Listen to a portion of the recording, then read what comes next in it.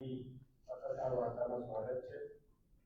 આજની પત્રકાર વાર્તાને ગુજરાત પ્રદેશ કોંગ્રેસ સમિતિના અમારા આદરણીય પ્રમુખ અમિતભાઈ ચાવડા સાહેબ સાથે ગુજરાત વિધાનસભા કોંગ્રેસ પક્ષના વિરોધ પક્ષના નેતા આદરણીય તુષારભાઈ ચૌધરી સાહેબ સંબોધ છે। અમારી સાથે પ્રદેશ અગ્રણી શ્રી ચેતનભાઈ રાવત, હિમાંશુભાઈ પટેલ, સોશિયલ મીડિયાના ચેરમેન ઉમરભાઈ ભટ્ટ અને મારા સાથી પ્રવક્તા વિરેન્દ્રભાઈ બેંકર પણ અત્યારે ઉપસ્થિત છે। તેમની સવિશેષ નોંધ લઈને હું આદરણીય પ્રમુખ શ્રી અમિતભાઈ ચાવડા સાહેબને વિનંતી કરીશ કે તેઓ આજની પ્રેસ વાર્તાને સંબોધે।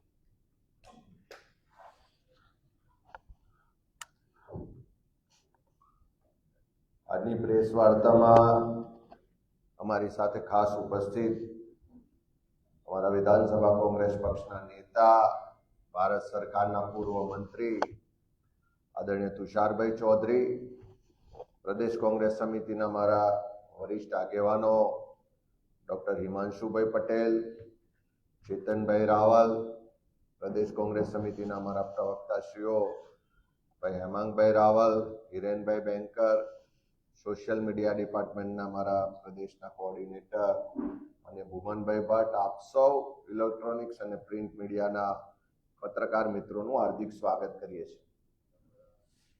આજે પ્રેસ ડે છે, ત્યારે આ દિવસે લોકશાહીના મજબૂત આધાર સ્તંભ એવા તમામ પત્રકાર મિત્રોને આ દિવસની શુભેચ્છા પાઠવીએ છીએ।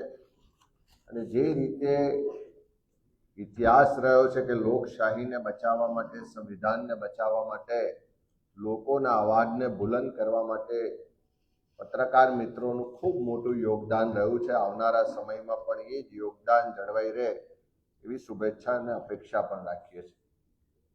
ખાસ કરીને આ ગુજરાતની સ્થાપના 1 મે 1960માં થઈ અને આ ગાંધી સરદારનું ગુજરાત ના ભવ્ય ઇતિહાસ સાથે એક એક ગુજરાતીના લોહીમાં આઝાદી રહેલી છે, સ્વતંત્રતા રહેલી છે, વેપાર રહેલો છે ને સાથે સાથે પ્રેમ અને સહકારની ભાવના પણ રહેલી છે।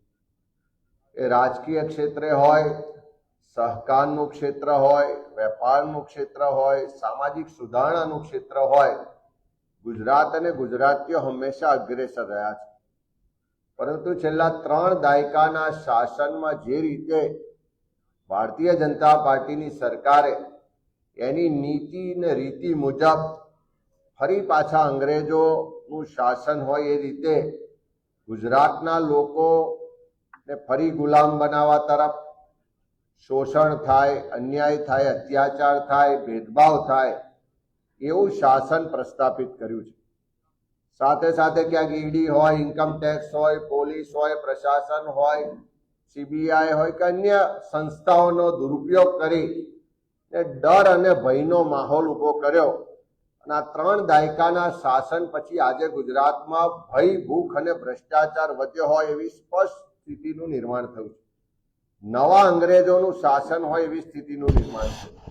ત્યારે એવા સમયમાં ગુજરાતની 6.5 કરોડની જનતા ના પરસેવાના ટેક્સના પૈસાથી સરકારની તિજોરી ભરાય છે।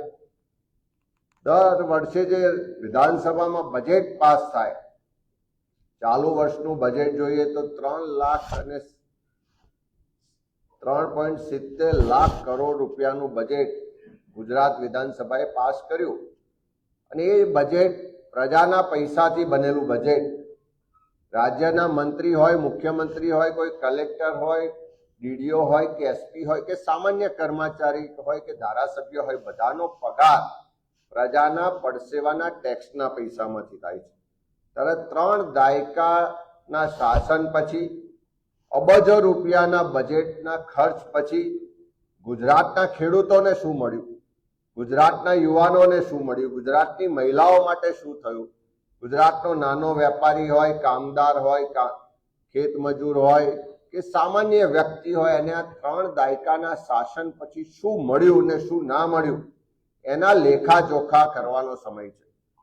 ત્યારે ગુજરાતના પ્રજાનો અવાજ આજે કોઈ સંભળાતો નથી। આજે સરકાર ના હોય ને અધિકારી રાજ હોય એવી સ્થિતિનું નિર્માણ છે। આ 3 દાયકાના શાસન પછી લોકોના સંવિધાનિક અધિકારો છીનવાતા હોય, એના હક માટેની લડાઈ એને લડવી પડતી હોય, એને ન્યાય મેળવવો હોય, એને અધિકાર મેળવવો હોય તો આંદોલનો કરવા પડે છે, ઉપવાસ કરવા પડે છે, અને તેમ છતાં કોઈ સાંભળવા વાળું નથી. સરકારમાં ચારે બાજુ ભેદભાવ છે, ગેરવહીવટ છે, અન્યાય છે, ઉત્સવો અને તાઇફા પાછળ બજેટો વેડફાય છે, અને ચારે તરફ ભ્રષ્ટાચાર છે. ત્યારે જનતાનો કોઈ અવાજ સંભળાતું ના હોય, જનતાના અધિકારો છીનવાતા હોય, જનતાની આશા અને અપેક્ષાઓ સંતોષાતી ના હોય, એના કારણે ચારે તરફ લોકો આજે તકલીફમાં છે, દર્દ ને પીડા અનુભવી રહ્યા છે, આજે અન્યાય, અત્યાચાર ને ભેદભાવનો ભોગ બની રહ્યા છે. એ ચારે તરફ લોકોમાં અસંતોષ ને આક્રોશ છે. ત્યારે લોકોનો અવાજને બુલંદ કરવા માટે, લોકોના જે પ્રશ્નો છે એને સાંભળી અને એનો અવાજ બનવા માટે, લોકોનો જે આક્રોશ છે, જે પીડા છે, એને વાચા આપવા માટે પ્રદેશ કોંગ્રેસ સમિતિ દ્વારા સમગ્ર ગુજરાતમાં જન આક્રોશ યાત્રાની શરૂઆત કરવાનું નક્કી કરવામાં આવ્યું છે. આ યાત્રા અલગ અલગ ફેઝમાં યોજાશે અને આખા ગુજરાતને 5 ફેઝમાં વિભાજિત કરી અને લગભગ 60 દિવસની આ યાત્રાની શરૂઆત 21મી નવેમ્બરના રોજ અમે કરવા જઈ રહ્યા છીએ. આ યાત્રાનો પ્રથમ ફેઝ એટલે કે ઉત્તર ગુજરાતથી યાત્રાની શરૂઆત કરીએ છીએ. 21 નવેમ્બરે વાવ થરાદ જિલ્લા એટલે કે જૂનો બનાસકાંઠા જિલ્લાના ધીમા જે ધરણીધર ભગવાનનું પ્રસિદ્ધ તીર્થધામ છે ત્યાંથી આ યાત્રાની શરૂઆત કરીશું અને 3જી ડિસેમ્બરે બેચરાજી બહુચર માતાના આશીર્વાદ લઈને પહેલા ફેઝનું અમે સમાપન કરીશું. આ ઉત્તર ગુજરાતની જન આક્રોશ યાત્રા દરમિયાન 7 જિલ્લામાં 40 તાલુકા વિસ્તારોમાંથી આ યાત્રા ભ્રમણ કરશે. 12 જેટલા શહેરી વિસ્તારોમાંથી પણ આ યાત્રા ભ્રમણ કરશે અને પહેલા ફેઝમાં 1100 કિલોમીટરનું ભ્રમણ કરી અને આ યાત્રાનું અમે બેચરાજી ખાતે સમાપન કરીશું. આખી યાત્રા દરમિયાન જે પણ રૂટના ગામો આવે છે ત્યાં ખેડૂતો હોય, યુવાનો હોય, વિદ્યાર્થીઓ હોય, મહિલા હોય, નાના વેપારીઓ હોય, ફિક્સ પગાર ને કોન્ટ્રાક્ટ ને આઉટસોર્સિંગથી જે શોષણ થઈ રહ્યું છે એવા કર્મચારીઓ કે કામદારો હોય, ખેત મજૂરો હોય કે સમાજના વિવિધ વર્ગ ને સમૂહના તમામ લોકો સાથે સંવાદ પણ કરીશું. એમને મળીશું, એમને સાંભળીશું, એમની જે તકલીફ છે, ફરિયાદ છે, પીડા છે એને પ્રત્યક્ષ મળી અને અનુભવીશું પણ ખરા અને સાથે સાથે એનો અવાજ બનવા માટેનો કાર્યક્રમ લઈને આગળ પડાવીશું. સરકારની જે અત્યારે ખેડૂત વિરોધી નીતિ છે, આજે ખેડૂત જે જગતનો તાત કહેવાય એ બિચારો બાપડો બન્યો છે. એક બાજુ સરકારની નીતિ ખેડૂત વિરોધી હોય, એની નિયત ના હોય અને કુદરત રૂઠી હોય, વારંવાર અતિવૃષ્ટિ થાય, કમોસમી વરસાદ થાય, એના કારણે ખેડૂત આર્થિક રીતે પાયમાલ થઈ ગયો છે. ગુજરાતનો ખેડૂત આજે એક ખેડૂતના માથે 56,000નું દેવું હોય એવો કર્જદાર બન્યો છે. અને એ જ રીતે જ્યારે આ તકલીફના સમયમાં સરકાર પાસે અપેક્ષા હોય ત્યારે દેવું માફ કરવાને બદલે રાહત પેકેજના નામે પડીકું જે જાહેર કર્યું અને 50,000 રૂપિયાની નુકસાની સામે 3500 રૂપિયાનું વળતર મળે, એના કારણે દિવસે દિવસે ખેડૂતો આત્મહત્યા કરે છે. દુઃખ સાથે કહેવું પડે છેલ્લા 15-20 દિવસની અંદર 5 કરતા વધારે ખેડૂતોએ આત્મહત્યા કરી, તેમ છતાં આ સરકારના પેટનું પાણી નથી હાલતું. ત્યારે ખેડૂતો એક બાજુ ખોટી જમીનમાં આપણી નકલી ખાતર, નકલી બિયારણ, ખાતરની તંગી, મોંઘી વીજળી, સિંચાઈની વ્યવસ્થાઓ મોંઘી, આ બધાથી હેરાન પરેશાન છે. પાક વીમા યોજના બંધ થવાને કારણે મોટું નુકસાન વેઠે છે. ત્યારે ખેડૂતો જે તકલીફમાં છે, એમની જે દર્દ છે, પીડા છે, આક્રોશ છે, એને આ યાત્રા દરમિયાન વાચા આપવામાં આવશે. સાથે સાથે શિક્ષણ એ જે સરકારની પ્રાથમિક જવાબદારી છે. આપણે બધા જ જાણીએ છીએ કે ગુજરાતમાં સરકારની ખાનગીકરણને પ્રોત્સાહન આપવાની નીતિને કારણે શિક્ષણનું ખાનગીકરણ તો પણ થયું, પણ સાથે સાથે શિક્ષણનું વેપારીકરણ પણ થયું. આજે સરકારી પ્રાથમિક શાળાઓ હોય, માધ્યમિક શાળાઓ હોય, કોલેજ હોય કે સરકારી યુનિવર્સિટી, એની હાલત ખૂબ ખરાબ છે અને સરકાર એને વધારે ખરાબ કરવા માટે જીકાસ જેવી જે એડમિશનની પ્રોસેસ લાયા, એના કારણે સરકારી કોલેજો કે યુનિવર્સિટીઓમાં જગ્યાઓ ખાલી છે અને બીજી બાજુ ખાનગી કોલેજોમાં લાખો રૂપિયાની ફી ભરીને લોકો ભણવા જવા માટે મજબૂર બન્યા છે. ત્યારે સરકારે શિક્ષણનું ખાનગીકરણ, વેપારીકરણ કર્યું. આ શિક્ષણ માફિયાઓ આજે લૂંટી રહ્યા છે. એના કારણે વિદ્યાર્થીઓને વાલીઓમાં ખૂબ મોટો આક્રોશ છે, લૂંટાઈ રહ્યા છે. ત્યારે એ વિદ્યાર્થીઓ વાલીઓના આક્રોશને વાચા આપવાનું કામ પણ આ યાત્રા દરમિયાન કરવામાં આવશે. સાથે સાથે મોંઘું શિક્ષણ લીધા પછી જ્યારે ગુજરાતના યુવાનો રોજગાર માટે સરકાર પાસે જાય છે, એક બાજુ સરકારમાં લાખોની સંખ્યામાં પદો ખાલી છે, કાયમી ભરતી કરવામાં નથી આવતી, ભરતીના નામે નાટકો થાય છે, ભરતી પ્રક્રિયામાં કૌભાંડો ને ગોટાળા થાય છે, 25 વખત પેપરો ફૂટે છે. ક્યાંક જીપીએસસી ની પરીક્ષા લેવાયા પછી ઇન્ટરવ્યુમાં ભેદભાવનો ભોગ યુવાનો બને છે અને ફિક્સ પગાર, કોન્ટ્રાક્ટ, આઉટસોર્સિંગના નામે યુવાનોનું શોષણ થઈ રહ્યું છે. એની સામે જે ગુજરાતના યુવાનો કર્મચારીઓ રોજગાર માટે, સમાન કામ સમાન વેતનના અધિકાર માટે સંઘર્ષ કરી રહ્યા છે, એવા યુવાનોના આક્રોશને, સંઘર્ષને પણ આ યાત્રા દરમિયાન અમે સમર્થન પણ આપીશું ને વાચા પણ આપીશું. આજે સમાજનો 50% હિસ્સો એટલે મહિલાઓ છે. આજે ગૃહિણીઓને મોંઘવારીને કારણે ઘર ચલાવવું મુશ્કેલ છે. આજે મોંઘું શિક્ષણના કારણે આજે બાળકોને ભણાવવા મુશ્કેલ છે. કાયદો વ્યવસ્થાની પરિસ્થિતિ કથળી ગઈ છે. બેન દીકરીઓ સલામત નથી.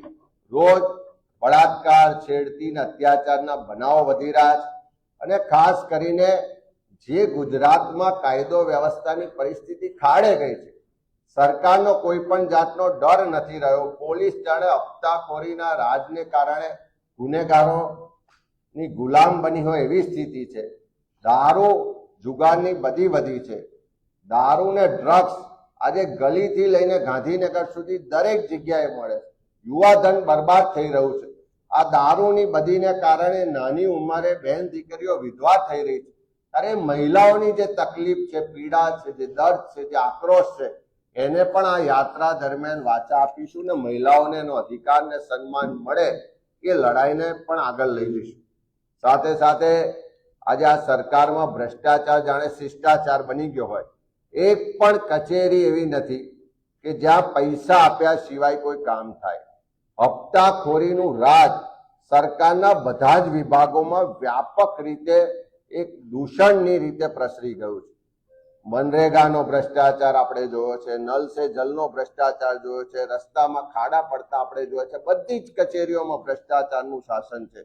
એવા સંજોગોમાં પ્રજાની જે અપેક્ષા છે કે ભ્રષ્ટાચાર નાબૂદ થવો જોઈએ, આ લૂંટ બંધ થવી જોઈએ, પારદર્શક વહીવટ થવો જોઈએ, એ પ્રજાનો જે આક્રોશ છે એને પણ આ યાત્રા દરમિયાન વાચા આપીશું.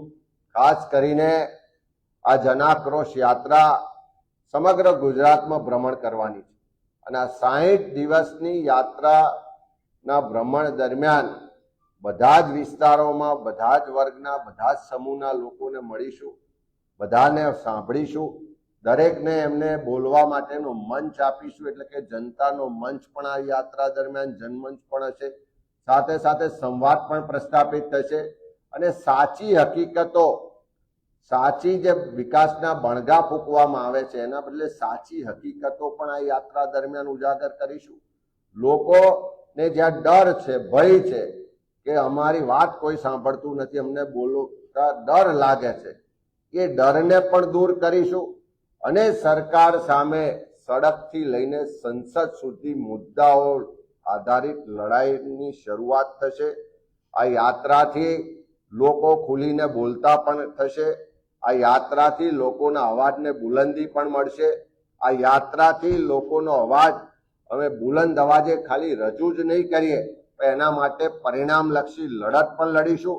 લોકો વચ્ચે જઈશું, લોકોના આશીર્વાદ પણ મેળવીશું અને આખા ગુજરાતના લોકોની જે પરિવર્તન માટેની જે આશા અને અપેક્ષા છે, જે પરિવર્તન માટેની ઝંખના છે, એ ઝંખનાને પરિવર્તનના શંખના સ્વરૂપે ઉજાગર કરી અને 2027માં ગુજરાતમાં પરિવર્તન આવે અને આ જે લોકોના પ્રશ્નો છે, જે સમસ્યાઓ છે, એનું નિવારણ આવે, એ પરિણામલક્ષી લડત લડવાના સંકલ્પ સાથે આ યાત્રાની અમે શરૂઆત કરવા જઈ રહ્યા છે.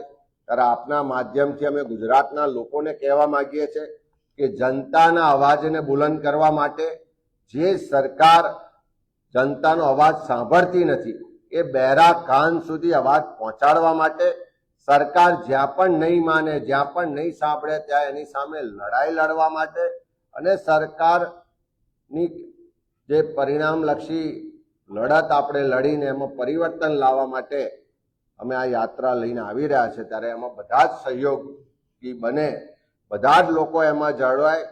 તમારો અવાજ, તમારા પ્રશ્નો, તમારી સમસ્યાઓ, તમારી તકલીફ, તમારા આક્રોશને વાચા આપવા માટેની આ યાત્રા છે. એમાં તમામ વર્ગ વિસ્તારના લોકો જોડાય એવું અમે આહવાન પણ કરીએ છીએ, અમે આશ્વસ્ત પણ કરીએ છીએ કે આ લડાઈને અમે પરિણામલક્ષી લડાઈ બનાવી અને 2027માં પરિવર્તન લાવીશું. Thank you.